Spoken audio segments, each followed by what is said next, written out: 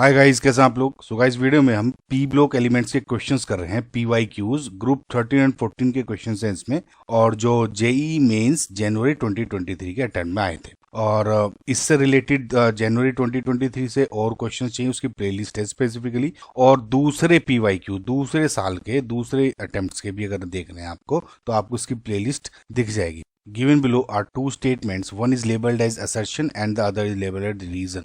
तो assertion reason आपको बताना है। So पहला है carbon forms two important oxides. Okay, carbon monoxide and CO2. CO is neutral whereas CO2 is acidic in nature. Reason है CO2 can combine with water in a limited way to form carbonic acid, while CO is sparingly soluble in water. पहला statement बिल्कुल correct है। Obviously carbon आपको पता है जब oxygen के साथ मिलता है तो पहले CO और उसके बाद फर्दर ऑक्सीडेशन कर दो तो उसका CO2 बनाता है। दो उसके ऑक्साइड्स हैं। Now CO is neutral, this is correct. Neutral का मतलब हो गया कि जब इसको वाटर में डालोगे आप, डजंट शो एसिडिक प्रॉपर्टीज और बेसिक प्रॉपर्टीज। ओके, कोई सी भी प्रॉपर्टीज नहीं दिखाता। लेकिन ऑन द अदर हैंड जब CO2 को वाटर में डालते हो तो आपका एसिडिक प्रॉपर्टीज दिखाता है सॉल्यूशन जो भी बनता है। ओके, नाउ इसमें रीजन उसको इस तरह समझें। जब आप कार्बन डाइऑक्साइड को H2O में डालते हो, राइट, तो कार्बोनिक एसिड बनता है, that is H2CO3। Although H2CO3 is a weak acid, लेकिन फिर भी स्लाइटली थोड़ा वाटर जो है उसकी pH कम हो जाएगी और जो सॉल्यूशन आपका स्लाइटली एसिडिक हो जाता है। इसके साथ ही साथ इसका एक रीजन और है कि जो इसकी CO2 की सोल्यूबिलिटी भी अच्छी होती है वाटर में, in fact better than carbon monoxide. Okay, reason being जो CO2 है, इसका स्ट्रक्चर ये हो गया, तो इसमें CO2 है, H2O के साथ आपका हाइड्रोजन बॉन्डिंग कर लेता है। देखिए ये हाइड्रोजन बॉन्डिंग हो जाता है, इससे इसकी सोल्यूबिलिटी बढ़ जाता है। ऑन द अदर हैंड जब हम कार्बन मोनोऑक्साइड की बात करते हैं, it doesn't react with water. Now अब ये कह सकते हैं, कहीं कहीं आपको टेक्स्ट में मिल जाएगा कि बहुत ही कम, स्पैरिंगली बहुत रिएक्ट करता है, लेकिन मतलब CO2 से भी बहुत कम करता है, ठीक है, और मतलब ना के बराबर। लेकिन दूसरा एक रीजन और है, बिकॉज जो कार्बन मोनोऑक्साइड है उसमें वाटर के साथ कोई हाइड्रोजन बॉन्डिंग नहीं है, कोई इंट्रैक्शन नहीं है, इसलिए इसमें इसकी सोल्यूबिलिटी भी बहुत कम होती है because of absence of hydrogen bonding, वो जो हमको CO2 में दिख रहा था। आई होप गाइज आपको समझ में आएगा। 3 is your correct answer. Next question देखते हैं। Given below are two statements. Statement 1 है the decrease in first ionisation enthalpy from boron to aluminium is much larger than that from aluminium to gallium. देखिए guys, ये जो statement है ये साबित करने की कोशिश कर रहा है कि जब आप boron, aluminium, gallium, indium and thallium group 13 की बात कर रहे होते हैं, ये साबित करने की कोशिश कर रहा है कि जब आप ऊपर से नीचे आ रहे हो तो आयनेशन एनर्जी कंटिन्यूसली डिक्रीज हो रही है। ऑल्दो ये भी है कि इसमें डिक्रीज ज्यादा है देन दिस।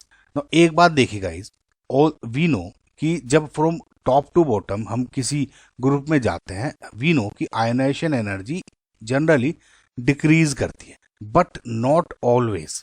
जैसे आप ग्रुप 13 की बात करते हो तो इसमें हमेशा top to bottom continuously ionisation enthalpy is not decreasing. तो इसका मतलब ये जो स्टेटमेंट 1 है वो इनकरेक्ट है। रीजन ये है, अगर आप आयनेशन एंथैल्पी की बात कर रहे हो, सबसे पहले तो ये देखिए वैल्यूज मैंने आपके सैंपल के लिए दी है ताकि आपको समझ में आए। 801 हो गया बोरोन का क्लूजूल पर मोल, देन देखा अच्छा डिक्रीज हो रहा है, समझ में। लेकिन आप अगर इसको गौर से देखो, इसमें डिक्रीज होने के बजाय यहाँ पे इंक्रीज है। अगेन जब आप गैलियम से इंडियम पे आए हो, अगेन डिक्रीज हुआ, लेकिन फिर से एक आपको डिफरेंस आया, हालांकि क्वेश्चन में नहीं पूछा गया कि इसमें इंक्रीज हो गया। समझ में आ गया। सो ये किस वजह से होता है? Reason being screening effect, poor screening and shielding effect of D and F orbitals. इनकी वजह से ये जो स्लाइट इंक्रीज होता है आयनेशन एंथैल्पी का, वो रीजन। नो गाइस, इसको देखिए, इसको ऐसे समझने की कोशिश करिए।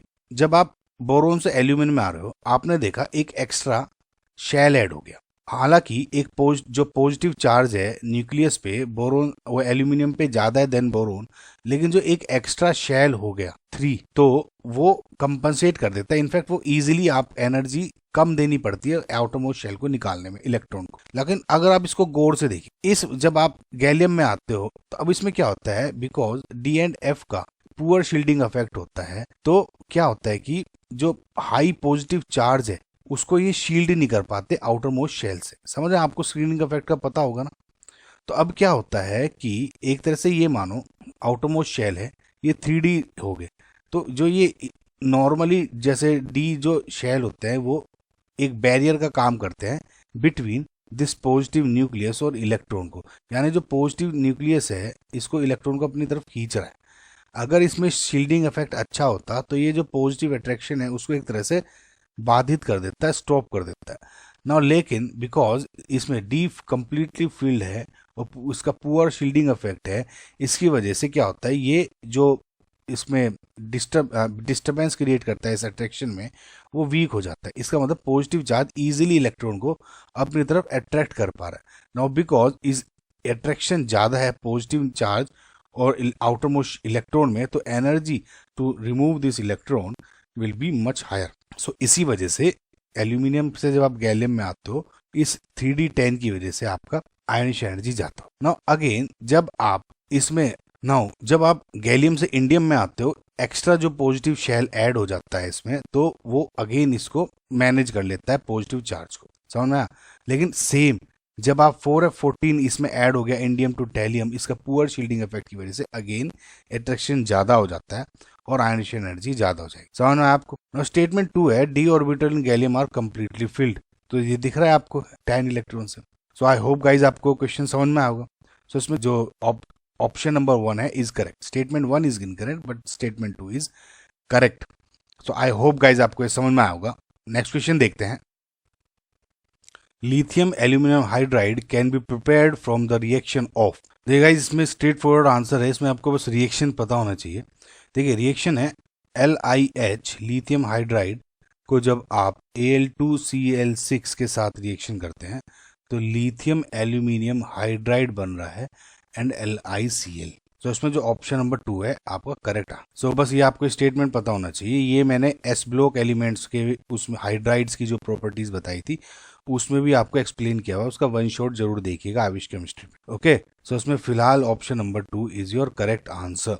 नाउ इस क्वेश्चन को देखिए। Boric acid is solid whereas BF3 is a gas at room temperature because of. Now देखिए गाइज इसमें अभी मैं आपको इसमें एक्सप्लेन करूंगा, लेकिन इसका जो straight forward answer is option number 4, that is strong hydrogen bond in boric acid. समझ में? अब देखिए इसको मैं आपको समझा। सो जब आप H3BO3 यानी बोरिक एसिड की बात करते हो तो उसका स्ट्रक्चर कुछ ऐसा है। पहले इसको देखिए ना, जो बोरिक एसिड है ये एक इस डिफरेंट अपने जो मॉलिक्यूल्स हैं उसमें हाइड्रोजन बॉन्डिंग से कनेक्टेड होता है। जैसे आपको दिख रहा है ये एक बोरिक एसिड है, ये हाइड्रोजन बॉन्डिंग से कनेक्ट है, दूसरे बोरिक एसिड के मॉलिक्यूल से हाइड्रोजन बॉन्डिंग से कनेक्ट है। समझ में? तो ये जो हाइड्रोजन बॉन्डिंग है ये काफी ज्यादा जो मॉलिक्यूल्स को इंटरकनेक्ट करके एक वेब या एक नेटवर्क क्रिएट कर देता है। Now due to the presence of this strong network because of strong hydrogen bonding, ये जो आपका बोरिक एसिड है एग्जिस्ट एज सॉलिड। लेकिन जब आप BF3 की बात करते हो, BF3 में कोई हाइड्रोजन बॉन्डिंग नहीं होती। ठीक है, so option 4 is your correct answer. Next question देखते हैं। The Lewis acid character of boron trihalides follows the order. Now guys ये बहुत ही अच्छा क्वेश्चन, इंपॉर्टेंट, बहुत बार रिपीट हुआ है। ये कह रहा है कि जो बोरोन ट्राइहलाइड्स हैं जैसे Bi3, Br3, BCl3, BF3, इनका एसिडिक कैरेक्टर क्या होता है। देखिए आप ये समझें कि जैसे जैसे हैलाइड्स का, जैसे बोरोन है, बोरोन के साथ जो भी हैलाइड जुड़ा हुआ होगा, जैसे जैसे उस हैलाइड का साइज बढ़ता जा रहा है, समझ रहे, जैसे फ्लोरीन हो गया, समझ रहे, जैसे chlorine, bromine, iodine, down the group जा रहे हो तो इनका हैलाइड्स का, हेलोजन का साइज इंक्रीज हो रहा है। तो जैसे जैसे हेलोजन का साइज इंक्रीज होता है तो जो कोरस्पोंडिंग बोरोन ट्राइहलाइड है उसका लुईस एसिडिक कैरेक्टर भी इंक्रीज होता है। Reason being back bonding. मतलब क्या है कि जैसे जैसे आप डाउन द ग्रुप जाते हो, जो बैक बॉन्डिंग की स्ट्रेंथ है वो डिक्रीज होती रहती है। ओके, नाउ वी नो कि जो पी पाई बैक बॉन्डिंग है, समझ रहे हैं, जैसे इसमें देखिए पी पाई बैक बॉन्डिंग हो रही है, करेक्ट। अब बिकॉज जब आप फ्लोरीन से आयोडीन की तरफ आ रहे हो, हेलोजन का साइज इंक्रीज हो रहा है, इससे क्या होता है कि जो बैक बॉन्डिंग की स्ट्रेंथ है वो डिक्रीज होती रहती है, जिस वजह से आप ये कह सकते हैं कि जो इसका लुईस एसिडिक कैरेक्टर है वो इंक्रीज होता रहता है, राइट। सो आप एक रूल ऐसे मान के चले कि जो पी पाई बैक बॉन्डिंग की है स्ट्रेंथ है वो इनवर्सली प्रोपोर्शनल होता है लुईस एसिडिक कैरेक्टर के, समझ में?